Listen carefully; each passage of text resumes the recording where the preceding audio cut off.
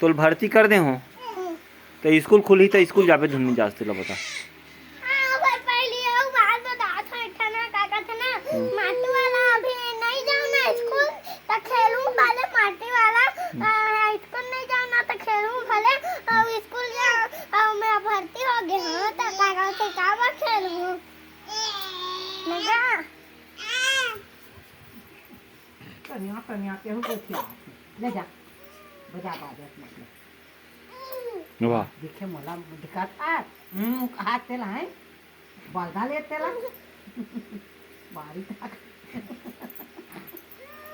ले दे चला मला एक पण जा कर दी तेला दे मोर करा आते पापा